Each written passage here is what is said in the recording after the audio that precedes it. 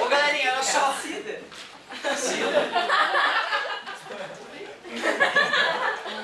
Ô galerinha, olha só. Professor, você sabia que a minha Cláudia é engenheira? Sim. Ninguém conta. Mas ela é surtadinha, você ficou sabendo? Não, eu sabia que nas conversas na sala de professores eu percebi que tinha algum conhecimento oculto das exatas. E aí, Cláudia, professor de inglês. Sério? Engenheira civil. Engenheira civil. Mas tu vê, né, cara, é o que eu digo, a paixão nos leva às vezes né, pra longe da... Cara, mas eu não dava nada, tipo, eu não sabia, tipo, não via Eu entendo, assim, ó, olha só, vamos supor o seguinte, né? É que não é questão do inglês, né? Ela não tá falando do inglês, tá falando que tu assiste a pessoa dando aula de inglês, não supõe que ela tem muito conhecimento técnico interessante, né? É curioso. É por isso que quando eu falo que eu sou bom em balé, as pessoas não acreditam, que é tão raro, né? Então dança um cara balé. com tamanha habilidade artística, né? Leveza. Tudo bem, galerinha. Não é. Os meus gestos não são leves, assim, né? Quando eu falo, Ainda mais a mão. Vai parar a festa. Chega! Galerinha, olha só. Eu tô adorando, vocês são muito divertidos. O Priê vai ser na aula de conservação do Não, momento primeiro é nossa computacional. formatura. Nosso vídeo lá. Eu faço o Priê pra vocês. Bom, o negócio é o seguinte, galerinha. Radiação do corpo negro. Primeiro, que história é essa? O corpo negro é uma ideia que os físicos criaram para compreender o que aconteceria se um corpo absorvesse toda a radiação que atinge ele. E a consequência clara é, já que a lei da conservação de energia se aplica sempre, esse corpo vai começar a absorver energia, vai chegar uma hora que ele vai estar em tamanho e temperatura que ele vai ter que começar a emitir muita energia.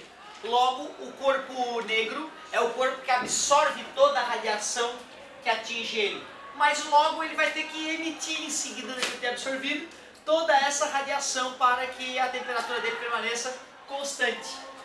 É a radiação do corpo negro, então, a única situação na física aqui de ensino médio que a gente pode usar o expoente elevado à quarta, certo? Uma alegria aí para a matemática. Lembrando que essa história de levar as grandezas físicas ao cubo e a terceira começou com Kepler, lá nas leis de Kepler. Né? A terceira lei de Kepler, ele detonou achando lá que a distância de um planeta até o Sol elevado ao quadrado é igual, dividido pelo cubo do período, né, de revolução, é uma constante. A gente deu uma revisadinha na OPA, né? No primeiro ano do ensino médio a gente viu muito rapidamente isso e vamos rever ainda este ano todas as leis de Kepler. Muito legal. Ô galerinha, essa relação entre radiação emitida e temperatura tem uma constante. Essa constante é chamada de constante de Stefan Boltzmann e ela tem esse valorzinho, 10 a menos 8, mostra que é um valor pequenininho, porém o marcante é que quando dobra a temperatura aumenta 16 vezes a radiação emitida, triplica 81 vezes, 10 vezes maior a temperatura em Kelvin, sempre Kelvin, 10 vezes 10, 100 vezes 10, 1000 vezes 10, 10 mil vezes maior a radiação emitida. Beleza? Ah, é verdade, faltou o meu metro quadrado. Ótimo ter falado isso. Faltou o metro quadrado. Por que metro quadrado? Porque na verdade, se eu substituir aqui, né, e multiplicar pela temperatura na quarta, o Kelvin na quarta vai eliminar, concordas? Vai ficar watt por metro quadrado. Quer dizer que a definição desta radiação é justamente isso, é potência sobre área. Potência sobre área. Essa é a definição de fluxo, certo? De radiação numa determinada área. Potência sobre área. Logo, na unidade do Sistema Internacional desta grandeza é watt por metro quadrado. Se eu quero que a resposta disso seja watt por metro quadrado, mas eu vou multiplicar por Kelvin na quarta, só se tiver um Kelvin na quarta embaixo para cancelar, né? Certo? Beleza? Muito bem. Então, realmente, é watt por metro quadrado Kelvin. Ó, não te espanta se um dia tu olhar uma questão e tiver assim, tá, pessoal? Ó, é absolutamente a mesma coisa, tá? Que watt é joule por segundo, não tem nada de absurdo o cara escrever isso também, tá? Aí olha só, a gente parou por aí, a gente só falou isso. Nós relembramos algumas coisas sobre a cor dos corpos na reflexão, lembra? O que é o corpo branco mesmo? Reflete todas as cores. Corpo negro absorve, que é um corpo azul. Absorve todas exceto azul. Logo, quando a gente faz essa discussão, a gente está supondo que o corpo azul é aquele que fica azul quando iluminado por luz branca. Então a questão famosa dessa parte aí, um corpo vermelho é iluminado por luz amarela. Um corpo vermelho puro é iluminado por luz amarela monocromática. O que o observador enxergaria? Não tem mistura de cores nessa parte, não tem mistura, não é que nem o guache lá do primeiro ano, não. É simplesmente pensar, o que é o corpo vermelho? É o corpo que só reflete, o vermelho absorve as outras cores. Como eu iluminei ele com azul, ele vai absorver o azul. E o que vai vir para o meu olho? Nada, já que ele absorve o azul. E quando não vem nada para o meu olho fala o quê? Preto. Uma vez eu fui numa papelaria, comprei alguns papéis coloridos, fui na 1001, comprei cores, lampadinhas coloridas, azul, verde, amarela e vermelha. Fui brincar disso. Não ficava preto, ficava acinzentado. Por que será? Primeiro que a luz vermelha que eu usava não era vermelha pura, tinha um pouquinho de laranja espirrando pro ladinho, né? Certo? E o papel também não é um pigmento, vai dar um zoom ali no pigmento, vai ver que às vezes um papel de uma cor tal não vem só de um tipo de pigmento, vem uma mistura de pigmentos, certo? Então é por isso que às vezes, mas funciona legal, te diverte. E nunca vai dar uma mistura de cor. Quando tu estiver iluminando com uma luz que não seja a cor que o objeto reflete, ele vai absorver. Se não der preto na tua frente, dá cinzentado, dá bem escura a cor não dá para distinguir cor nenhuma, então pode brincar que também vai funcionar. Aqui na física a gente vai considerar só coisas monocromáticas, beleza? Qual é a exceção para esse raciocínio então? É o corpo branco. Porque como ele reflete tudo, se tu ilumina ele com luz vermelha, aparece vermelho. Ilumina com luz amarela, aparece amarelo, porque ele reflete todas, beleza? Esse raciocínio, galera, a gente chama de cor dos corpos por reflexão. Uma brincadeira muito legal disso é o disco de Newton, né? Certo? Que nas feiras geralmente a galera faz, que é pintar um disco de várias cores, aí 7 arco-íris, botar para girar, o clássico é usar a furadeira, e aí tu vê a coisa esbranquiçar na tua frente. Tu vê, dá pra fazer uma piurra, né? O cara da apostila fez uma piurra, ó. Piurra é aquele, quando tem, né, uma hastezinha, em vez de tu jogar com uma cordinha, que é o peão, tu gira com o dedo, certo? Fica girando que nem um peãozinho, dá pra fazer uma piurra aí, ó. Certo? Pega um lápis, recorta aí um menor com um DVDzinho, né, um papelzinho, cola ou pinta de canetinha de várias cores, girou a piurrinha com o dedo, vai esbranquiçar. Muito legal. Né, uma experiência simples para provar que a mistura de todas as cores é o branco, certo? É o branco. Tu vê, se a gente falar, senhor, é verdade que o branco fisicamente não existe? O branco é uma confusão mental pelo excesso de frequências chegando na retina. Né, o branco, na verdade, não é uma cor, é uma mistura de frequências. Né, certo? Então, o azul é uma cor, é uma frequência específica. Os vários tons de azuis, né, são frequências específicas em torno de uma frequência, que a gente chama de azul, da experiência humana, de receber uma certa frequência no olho. Quando a gente enxerga o branco, não é uma única frequência chegando, é uma mistura de frequências. Então é verdade, tu vê, uma pegadinha boba de se fazer, mas é verdade, o branco não é uma cor fisicamente falando. É um reflexo do cérebro ao excesso de frequências chegando na retina. Muito legal pensar dessa maneira. Mas não é a única maneira de obter cores, né? O cara pode simplesmente pegar um papel e colocar aquele papel transparente da cor que quiser na frente do olho e o mundo vai ficar da cor que ele quiser. Concorda comigo? Tem aqueles óculos que tem a lente rósea, aí fica tudo sempre róseo. Uns amarelados, tudo sempre meio amarelado. Uns nublados, tá sempre nublado, o dia tá lindo, tu bota nublado, pô, dá uma tristeza aquilo, cara. Quando tu tira o óculos, fica, pô, o dia tá lindo, eu não tinha percebido. Eu tinha um desses óculos deprê, assim, que tu bota e nubla, né? E tem óculos de todos os tipos, quer dizer que naquele caso não é essa mesma sistemática. A luz vem lá da camiseta branca do amigo, luz refletida, e ao passar pela lente amarelada, chega no meu olho amarelado. Concorda comigo? Certo? O que está acontecendo nesse caso? Chegou luz branca, a mistura de todas as cores, várias frequências. Só que essa coisa é transparente só para a luz amarela. As outras frequências são absorvidas ou refletidas pelo vidro ou pela lâmina e só passa a luz amarela, beleza? Então fica tudo amarelado, as cores ficam bem diferentes, certo? Claro que se tu vai usar um óculos, não é legal que fique tudo totalmente amarelado. Então tu deixa passar um pouco de luz branca também, né? Mas tu retém um pouco das outras cores e filtra para uma frequência desejada. Para o fotógrafo, antes dos computadores, era fundamental. Tu vai imaginar, quer tirar uma foto bonita do pôr do sol, tem que esperar aquele pôr do sol. Não, aí então tá meio nublado, tu bota um papel amarelado na frente da foto, putz, dá aquela iluminação de como se o sol estivesse no final de tarde, tudo alaranjadão.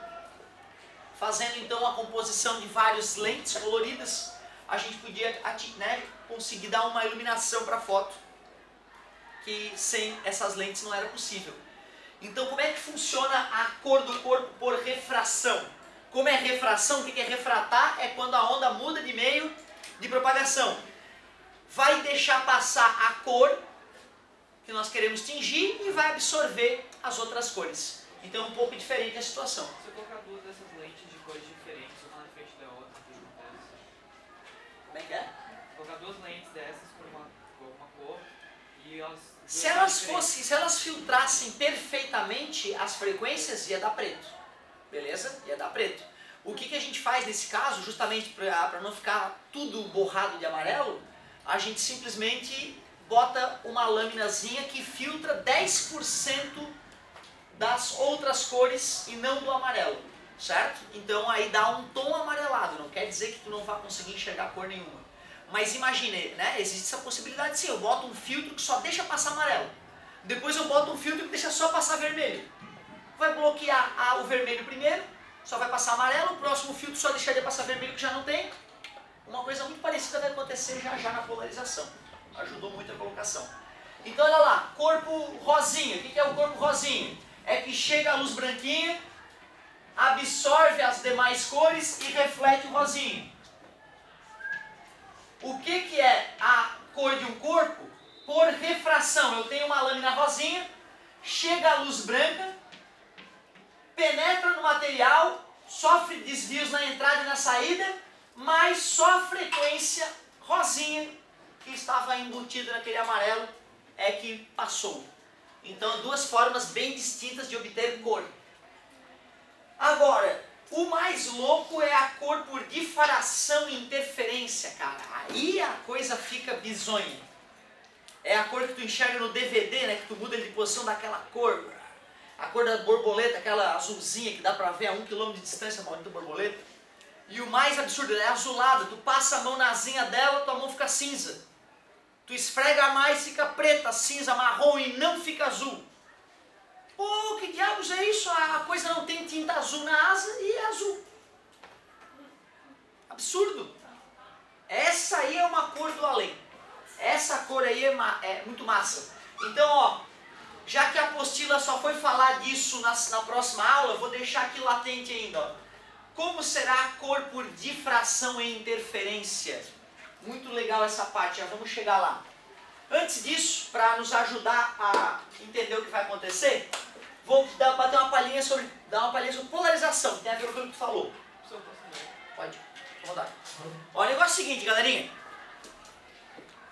Tu falar de luz e falar que é um campo eletromagnético, pô, eu acho que para um aluno que está há poucos anos estudando física, pode ser ainda confuso, embora eu sempre fale, né? Campo eletromagnético, eu sempre fico fazendo essa palhaçada, né? E finjo que eu sou um fóton e o campo eletromagnético está se intercalando dessa maneira, né? Para estimulando a ideia dessa radiação eletromagnética na tua mente. Na hora que eu falei polarização, eu prefiro uma corda. Né? Alguém de vocês pode segurar uma extremidade de uma corda virtual aqui, eu posso segurar a outra extremidade e eu posso fazer assim. Daqui a pouco tua mão dá uma suculejada para cima e para baixo, tu vê as ondinhas que qualquer criança já fez numa mangueira, numa corda. Beleza? Essa onda que eu acabei de produzir é transversal ou longitudinal? O que é longitudinal mesmo? É paralelo, né? O que é transversal? Perpendicular. Em linhas gerais dá para dizer que é isso, né? O que significa o longitudinal ou transversal? É a vibração e o deslocamento. O deslocamento foi para cima de ti. Eu estava segurando uma ponta da corda, tu outra. A onda se deslocou para cima de ti, concordas comigo? E a vibração na corda era para cima e para baixo. A direção de deslocamento e a direção de vibração da corda são direções longitudinais ou paralelas? Longitudinais ou transversais? Transversais, isso seria longitudinal, né? Concorda comigo? Então eu acabei de produzir na corda para vocês uma onda transversal. Tranquilo? Se eu fizesse isso, ó, dar uma puxadinha e uma soltadinha na corda, tu ia sentir, opa, né? É uma onda. Tu não veria a onda assim, na verdade, né? Se nós tivéssemos um microscópio eletrônico para entrar nas entranhas da corda, nós veríamos a corda sendo esticada, inchando e desinchando como um elástico, certo? Beleza? E era uma onda se propagando como um terremoto se propagando na corda. Nesse caso, a onda é longitudinal, porque as vibrações foram na mesma direção em que a corda foi para cima de ti, certo? Mesma direção, beleza. É isso aí, longitudinal. Se eu faço isso aqui, a onda é mista. Tem partes transversais vibrando e partes longitudinais. Tranquilo? Que bom. O que é uma onda polarizada? Uma onda polarizada é que a vibração tem uma direção única. Então se eu faço assim com a corda, ó, é polarizada já a onda. Beleza? Então, ó, sacode assim a corda. Eu posso fazer polarizado na horizontal em vez na vertical. Polarizada a minha onda. As ondas eletromagnéticas, eu não vou emitir a onda só assim, porque tem o campo eletromagnético. A gente diz que está polarizado através do campo elétrico. Se o campo elétrico está na vertical, polarização vertical. Se o campo elétrico está na horizontal, polarização horizontal. Isso que é a banda H ou V lá da antena parabólica, né? Banda horizontal ou vertical é isso. É se o campo elétrico emitido pelo satélite está oscilando na linha horizontal ou na vertical. Tu vê, né? Antigamente tinha que trocar uma chavezinha para bobina, para tu mudar de uma bobina para outra, né? Hoje é eletrônico, isso o aparelho faz automaticamente para ti.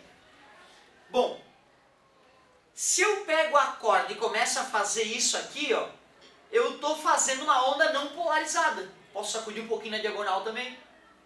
Beleza? A onda vai ficar toda malucona, né, cara? Beleza? Só que eu não quero essa onda malucona porque é difícil estudar onda malucona. Eu quero uma onda polarizada. Ou seja, que vibra em uma única direção. O que eu posso fazer? Eu posso pegar um compensado, cortar com uma serra tico-tico aqui uma abertura que passa só a corda. E aí a Mila segura aqui pra gente, eu passo a corda pro orifício, segura forte. E aí eu vou fazer o seguinte, ó, eu vou começar a sacudir a corda que nem um maluco. O amigo tá lá segurando a corda, é fundamental a tua participação, garoto. O amigo tá lá do outro lado da barreira, como é que a corda dele sacode? Faz com a mãozinha, como é que é? Claro, qualquer um perceberia que já que a Mila segurou forte essa placa, a placa não vai poder oscilar para os lados. Vai oscilar só para cima e para baixo, concordam comigo? Sim. Beleza? Quer dizer que isso aqui funcionou como um polarizador. Como tu já viu corda, né, e o teu cérebro consegue montar essa situação, é fácil tu entender o que é uma onda mecânica polarizada. E aí eu falo daquilo que tu falou. E se eu pegar um outro polarizador desse e colocar no sentido oposto, após o primeiro, o que vai chegar de vibração lá pro colega? Nada. A primeira polarizador só permitia vibrar assim. O próximo só vai permitir vibrar na horizontal. Na hora que a corda tentar vibrar, se a placa estiver bem segura, não vai ter problema. Vai zerar as vibrações. Concordam comigo? Legal. Quer dizer, galera, quando a gente tem uma onda e bota dois polarizadores, um perpendicular ao outro, o primeiro a gente vai chamar de polarizador. E como o segundo vai ser uma forma de eu perceber se o primeiro está funcionando, eu vou chamar ele de analisador. Tu vê como é técnico, como é fresco isso, né, cara? Não precisava estar te falando isso agora, é uma coisa meio que o cara do laboratório precisa saber, entendeu? Quando for mexer no laboratório lá. Mas como às vezes o vestibular é cópia da universidade, entendeu? E vai cair essas perguntas lá no início da faculdade de exatas, então a gente já adianta aqui para vocês. Polarizador, o que é? É um instrumento que vai permitir que a onda vibre em apenas uma direção. O normal é usar dois polarizadores, um perpendicular ao outro. Assim eu consigo usar esse segundo polarizador para ver se o primeiro de fato está funcionando. Nesse caso ele ganha um apelido. Ele continua sendo um polarizador. Ele ganha apelido. Apelido analisador. Frescurite. Pessoal, então como é que polariza a luz? Pois então, cara, para polarizar a luz, já que tu sabe que a luz é uma radiação eletromagnética, essa luz que chega nos nossos olhos agora, já que ela vem da lâmpada, ela não é polarizada. Ou seja, enquanto os átomos de gás estão ali vibrando, enquanto um faz o outro faz ou seja, enquanto um cospe o fóton, o outro está absorvendo um fóton. Então o que acontece ali? Um cara emite uma radiação eletromagnética assim para lá, outro cara para lá, outro cara para lá, uma vibrando assim, outra vibrando assim, outra vibrando assim. Quer dizer que a luz que penetra no meu olho agora vindo da lâmpada, ela não é polarizada. Eu teria que colocar algum tipo de material entre eu e a lâmpada para que as radiações que têm campos elétricos magnéticos indesejados sejam bloqueadas e só um tipo de radiação consiga atravessar. Como é que eu poderia fazer isso? Tecnicamente, as maneiras mais clássicas de fazer polarização é tu pegar um cristal natural que tem essa característica de polarização. Mas por que esse cristal é assim?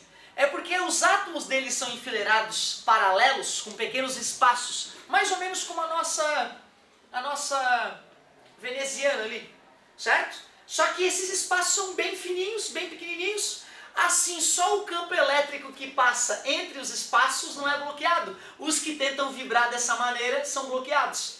Mais ou menos como passar cordas entre esses espaços e sacudir elas em várias direções. Só vai poder sacudir as que estão, né? Só vai poder continuar a onda as que estão sacudindo na direção dos espaços, beleza? Então tu vê, é muito similar, na verdade, na prática, com a polarização de uma corda, beleza? Então assim, a polarização, vamos só falar de quais formas a polarização pode ocorrer para radiações eletromagnéticas. Uma delas é por refração. Turmalina é um dos cristais que gera esse tipo de situação. Turmalina, então é um cristal natural, os átomos desse cristal estão organizados de tal forma que bloqueia num sentido o campo elétrico, só permite que o campo elétrico oscile num sentido específico e assim que a luz passa por essa turmalina, a luz que emerge do outro lado está polarizada. Lente polaroide, né, que a gente chamaria uma lente polaroide. Por que um fotógrafo gostaria de usar uma lente polaroide, né, para fazer uma polarização por refração? A luz refletida na superfície de um lago, dependendo do ângulo com que o sol atinge ela, a luz refletida é polarizada. Se esse fotógrafo quiser fotografar, por exemplo, algo debaixo da água, ele gostaria de filtrar totalmente a luz refletida na água, porque ele quer que a luz que venha do fundo da água atinja a câmera dele. Concorda comigo? Então, se ele botar uma lente polaroide num ângulo de polarização que bloqueie só os raios refletidos, ele consegue uma imagem perfeita do fundo, mesmo que a olho nu ele não esteja enxergando o fundo do lago. Certo? É por isso que os surfistas gostam de lente polarizada. Porque quando eles estão tomando, né, estão na praia lá e o sol está batendo na água, o dia todo o sol refletido na água, entrando no olho, é incômodo. E o óculos que polariza a luz elimina completamente essa luz refletida em alguns momentos, nos momentos mais críticos. Peraí, eu acabei falando do exemplo de refração e automaticamente te mostrei que pode ocorrer a polarização por reflexão, né? Essa é a única que eu vou fazer continha para ti. Então tu vê, tem uma situação específica onde os raios refletidos serão 100% polarizados. Uma situação interessante que a gente vai estudar. E antes de fazer o cálculozinho, vale falar de uma polarização muito doida, por birefringência, ou dupla refração. Birefringência não, isso não é. Birefringência. Dupla refração. Que história é essa? Não me perguntem como é que o filho da mãe descobriu isso. Ô fulano, pega aquele cristal lá pra gente, o espato da Islândia. Qual? A calcita lá, pega a calcita, tá lá a calcita escrita na prateleira, pega lá por favor. Aí vem um cristal de calcita com o cara. O cara usa lá o equipamento todo sofisticado e corta o cristal de calcita segundo uma diagonal do cristal. Traz lá o espato da Islândia, o espato da Islândia é a calcita, né? Traz lá o bálsamo do Canadá agora. Quê? Aquela cola, ó criatura. No momento de organizar o laboratório, traz lá o bálsamo do Canadá. Aquela cola, traz a cola. Bálsamo do Canadá, daqui, doutor. Aí ele vai lá, lambuza os pedaços da calcita, do espato da Islândia com bálsamo do Canadá, cola. Agora eu quero ver o que vai acontecer quando eu passar a luz por essa porcaria. Quando o cara pegou então um cristal de calcita, que foi cortado segundo uma das diagonais, colado com bálsamo do Canadá, aí vai passar luz. Luz de que tipo, professor? Luz não polarizada. Então eu faço essas flechinhas aqui em várias direções para te mostrar que os campos elétricos estão vibrando em várias direções. Quando essa luz vai atravessar do cristal para o outro cristal, é ele próprio, né? Certo? Deveria passar reto, já que o índice de refração é o mesmo. Porém, nesse momento aqui, surge um raio extraordinário. Um raio que inclusive não obedece à lei normal da refração. Esse raio extraordinário, ele é polarizado. Os campos eletromagnéticos vibram em apenas uma direção. Certo? Agora, professor, por que ensinam isso pra gente? Eu não sei, meu querido. Eu não sei, porque eu só fui aprender isso na apostila. Nem no laboratório eu aprendi isso ainda. Certo? Então é uma coisa muito técnica, né? Mas acredito que algum dia algum dos ninjas aí da física resolveu colocar alguma questão que falava disso. E o amigo dele, de repente, chateado, nunca ter falado disso nas aulas. Não, na minha próxima apostila eu vou falar do espato da Islândia. Não é bizarro, né, galerinha? Mas então assim, ó, uma situação bem rara, não no laboratório é normal o cara que trabalha com isso precisar desses instrumentos e usar essa técnica para polarizar as coisas. Mas eu nunca vi cobrar no vestibular nada desse tipo, certo? Mas vai com uma questão discursiva, quais são as formas de polarização? Putz, eu duvido, cara, que a galera que trabalha com outros materiais vá lembrar de que existe esse fenômeno da birefringência, que tem o raio ordinário e o raio extraordinário, que refrata num sentido não esperado. A mecânica quântica depois explica, né, a origem dessa encrenca aí, sem muitas bizarrices. Mas o interessante é isso, ele é polarizado, o raio extraordinário. Além então de poder usar refração, de poder usar birefringência, que seria uma refração especial, de poder usar a difusão. Como assim, senhor, difusão? Por que o céu é azul? É pergunta clássica, né, cara? Criança geralmente ainda se interessa. Por que é azul, papai? E óbvio, o pai geralmente não tem lá. É difícil o cara explicar isso. Geralmente a gente dá uma explicaçãozinha, não, é porque na atmosfera, o gás da atmosfera, né, reflete melhor essa luz. E na verdade não é refletir, né? Senão pelo contrário, né? Se refletisse mais o azul, teria tudo menos o azul na atmosfera, né? Na verdade é o seguinte, à medida que a luz solar vai atingindo a atmosfera, ela atinge as moléculas de gás, né? Certo? E essas moléculas de gás é que vão espirrar fóton para tudo que é lado. Certo? E a frequência que as moléculas mais espirram, as moléculas de hidrogênio, que é a maior quantidade, mais espirra para tudo que é lado, é justamente a frequência do azul. Então tu vê, na verdade, difundir, uma onda sofrer difusão é uma onda se espalhar, uma onda, né, se espalhar em todas as direções, digamos assim. Então, é por difusão que o céu é azul. E parte dessa luz é polarizada, tu vê que interessante. Ou seja, pela maneira como a atmosfera está distribuída, pela organização, pela maneira como ela recebe a radiação, a luz que vem em nossa direção, parte dela acaba com o campo eletromagnético vibrando toda uma mesma direção. Parte vibra, né, em outras direções, então não é totalmente polarizada, mas parcialmente polarizada. E ainda tu vê, né, na frequência do azul.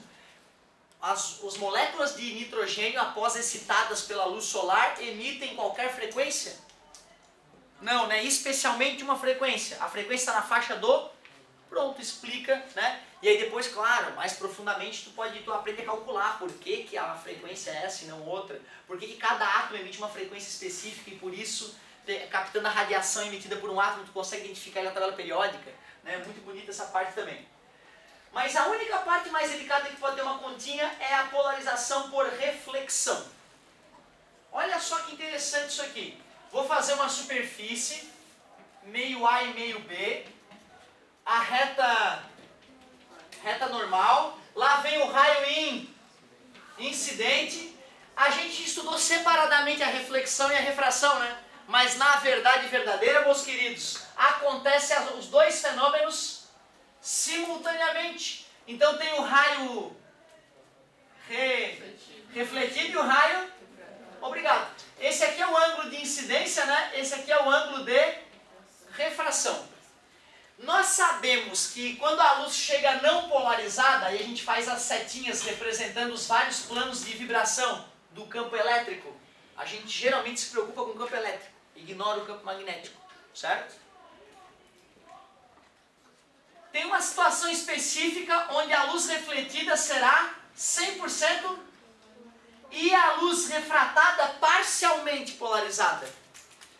Experimentalmente, o Brester, um sujeito que estudou esse fenômeno, descobriu que é justamente quando os ângulos entre os raios... Obrigado, refratado e refletido, quando o ângulo entre esses raios é de 90 graus. Nessa situação é que ocorria 100% de polarização nos raios refletidos. Eu fiz o desenho errado, o certo seria fazer a polarização no plano da água, certo? Seria polarizado no plano da água, porque os campos magnéticos que estavam oscilando assim, certo? Foram bloqueados ou atravessaram. Então só refletiu os campos eletromagnéticos que estavam oscilando rente à água. Uma cobrança rara de se fazer também, né? Só um detalhezinho. Então o certo é eu botar um pouquinho de perspectiva, né? Para fazer entrando e saindo dentro do quadro essa polarização. Poderia fazer bolinhas com pontinho e bolinhas com xizinho, né? Bolinha com pontinho significa um vetor saindo do quadro. A bolinha com xizinho significa um vetor entrando no quadro. Bom, então dá para fazer uma continha nessa hora aí, galerinha. O que a lei da refração nos diz mesmo? Alguém lembra?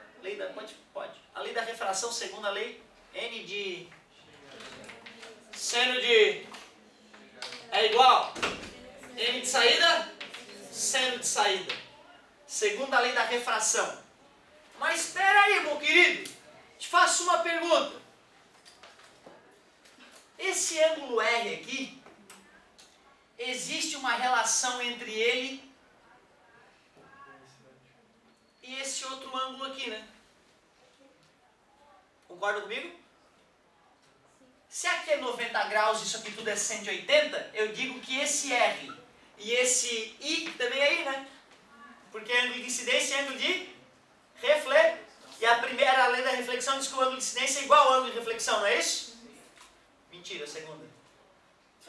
Pode ser. Não, só porque eu não queria fazer pegadinha, acabei fazendo. A primeira lei da reflexão é aquela que diz que o raio incidente, o raio refletido e a reta normal são Obrigado. A segunda lei da reflexão diz que I igual a R. Então, não vou chamar de R, vou chamar de I também, pode ser?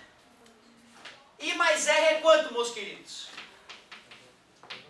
É 90, né? Já que aqui também tem 90, concorda comigo?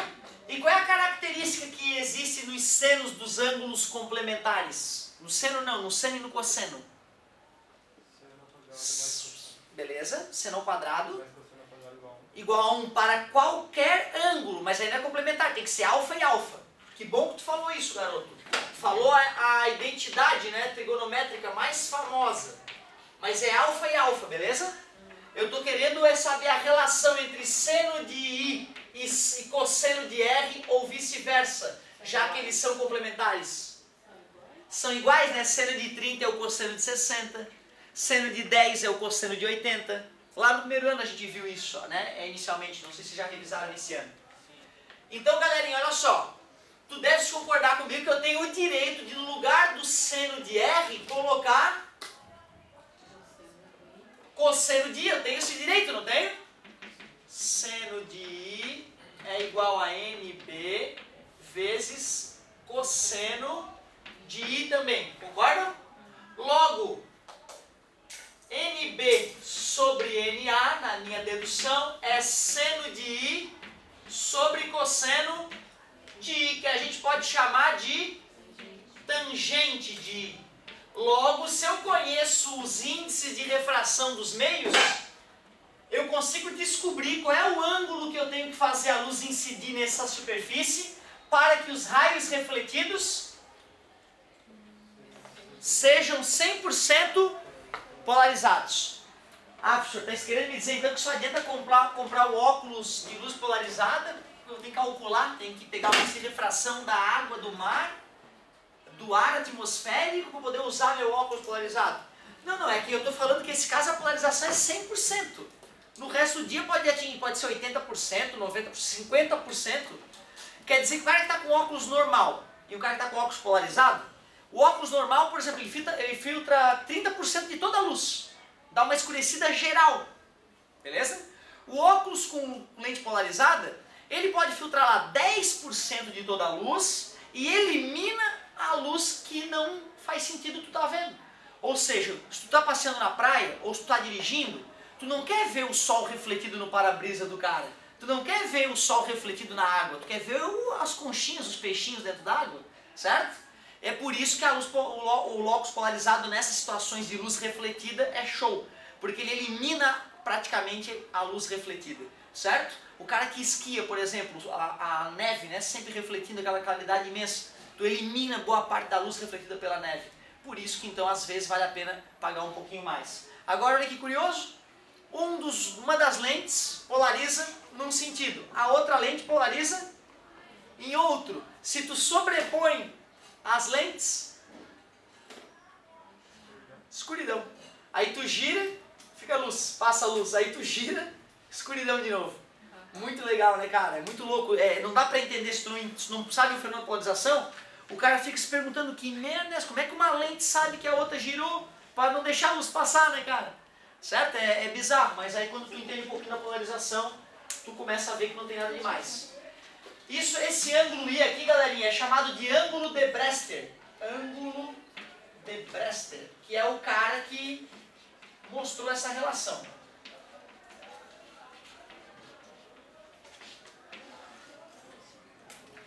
Falamos do corpo negro, a cor dos corpos, falta falar da lei de Malus. Ô pessoal, olha só. Se o N do meio A for 1, some o NA, concorda comigo? Que o da apostila ele não colocou o NA. É porque ele fez dedução para o ar. Cuidado, tá? A fórmula completinha é essa aqui, tá? Nem sempre é o ar. Lei de Malus, que história é essa? Isso é uma coisa que a gente faz no laboratório. Tu pega dois polaroids. Como assim dois polaroids? Duas coisas que polarizam a luz. E tu vai lá e acopla eles no mesmo eixo. Só que tu não deixa os eixos de polarização iguais. Tu deixa um inclinadinho do outro. Se tivesse os eixos de polarização idênticos, dessa forma, não faria sentido ter dois, né? Tudo que esse aqui deixa passar, esse deixa passar. Agora, quando tu inclina um em relação ao outro, ó, esse filtra uma parte e esse só deixa passar uma parte da primeira parte filtrada. Concorda comigo? Mais ou menos como fazer duas decomposições. Certo? Beleza? Bom, então tem uma regrinha que mede, que nos mostra como é que se calcula a intensidade original que chega no primeiro polaroid e a intensidade que passa no último polaroid. Existe uma regrinha bem simples. A intensidade que passa pelo segundo polaroid é igual à intensidade original que chega no primeiro, multiplicado pelo cosseno ao quadrado de θ. Que θ é esse, professor? O θ nada mais é que o ângulo que se obtém entre os dois polaroides. Certo? Assim seria o ângulo zero, assim seria o ângulo de 90 graus, beleza? Qual é o cosseno de 90? Zero. Zero ao quadrado? E zero vezes zero? Zero. Lógico, né? A gente acabou de conversar que quando os polaroides estão em 90 graus, dá escuridão no óculos, né? Certo? Então, mostrando que a lei de Malus funciona legal. A dedução da lei, ela não é tão bonitinha se tu for deduzir, né, no nível superior lá, é uma dedução bem incômoda.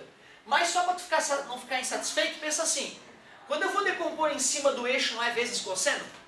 Eu vou decompor uma vez e depois vou ter que decompor outra vez, né? É como se eu pegasse o vetor I e decompusesse em cima do eixo, cosseno, multiplico pelo cosseno do ângulo. Aí pego esse novo vetor de intensidade e multiplico pelo cosseno do ângulo de novo. É mais ou menos essa a ideia, como se fosse decompor, né, 2 vezes o vetor. Show de bola. Muito interessante. Lei de Malus. Muito raro de aparecer também no vestibular. É uma coisa muito técnica, muito de rato do laboratório mesmo. No laboratório a gente usa um monte, mas vai que aparece, né? Eu já introduzi a primeira ideia da aula 18, tá, galerinha? Mas nós vamos falar da aula 18 na volta. Aí vamos gastar a última meia horinha fazendo exercício, certo? Dessas 2 últimas aulas, porque eu vou me recuperar. Eu prometo. Vou acabar o volume 7 antes de todo mundo. Não, mas a não ser que seja com muita qualidade, né? Sem correria.